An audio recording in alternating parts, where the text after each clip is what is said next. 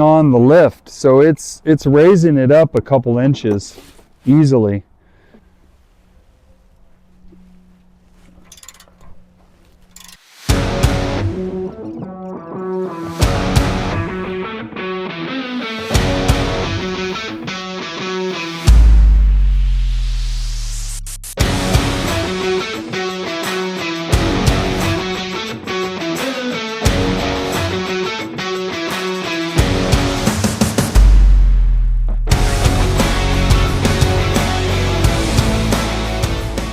All right, now I think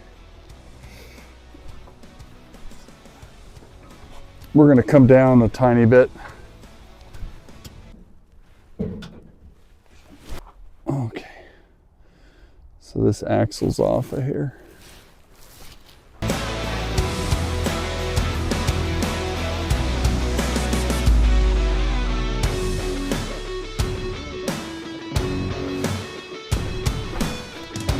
A little better.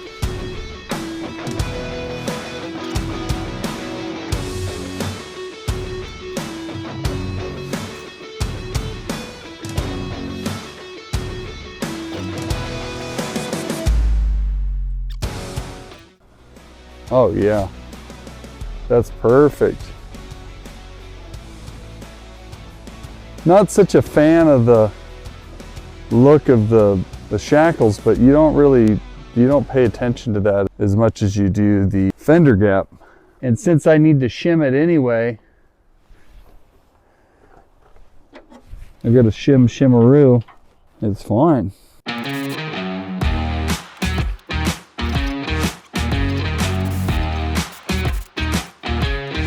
Okay. Let's test it. Because it's fun.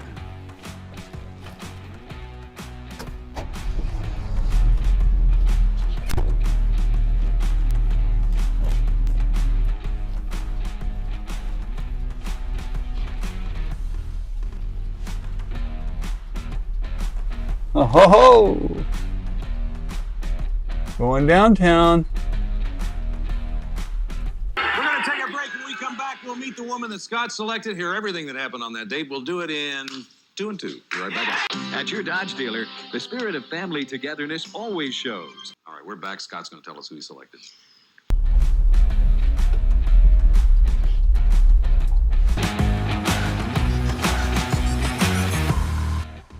So that's pretty good. Sitting good and level front to back. Tomorrow we're going to separate the leaf springs from the axle and jack the axle up so that we can get on top of the spring. And we're gonna put these shims in there. I'm gonna push the axle back, which gives us more caster. But it doesn't drive too bad. It is definitely out of alignment. Good afternoon. It's a cold one today. I've just put in new shackles on this Jeep J10, and they're taller shackles than factory. In fact, they're about 2 inches taller. So that gives me about a 1 inch of extra lift just to level the Jeep out. Now, the issue that I have is that's changed my caster, my alignment, the steering feel. So it feels a little light in the steering, and I can look at the knuckles and they should be just slightly tilted towards the back by around 4 to 6 degrees on this Jeep. And I'm using a 4-degree shim. So I might have to go to 6 degrees, but I'm gonna start with this 4-degree. What you actually have to do is take the center spring bolt. You have to take this bolt out.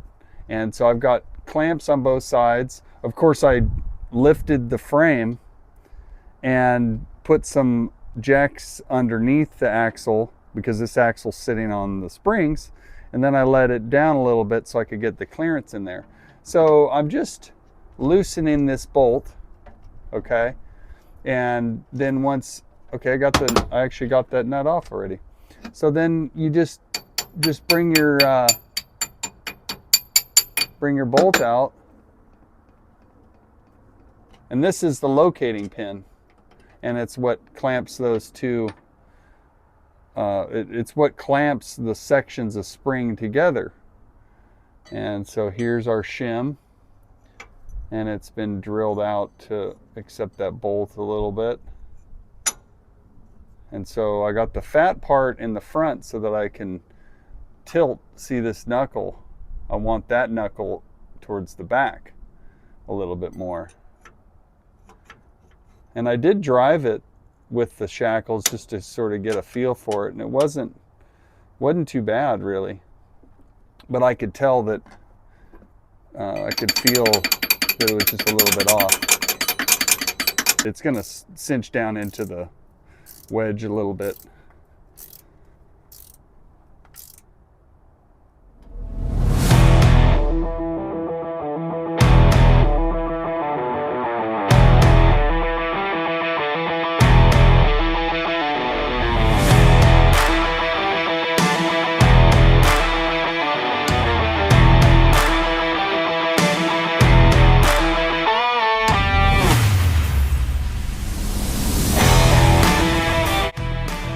Okay, we're gonna let it down, see where we're at.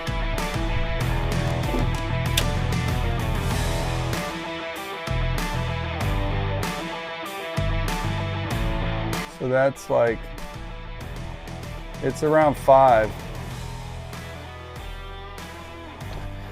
So you're supposed to come back in and torque these with the torque wrench. So, you know, we'll pretend like we did that. Yeah.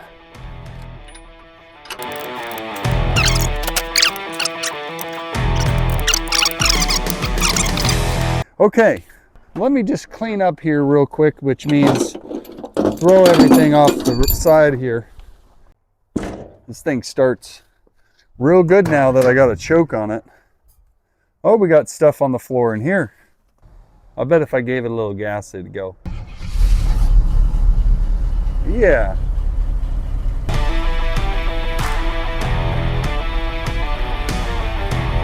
Oh, the steering was stuck there. Oh, brakes are out. Maybe we're out of fluid, huh? We'll check that.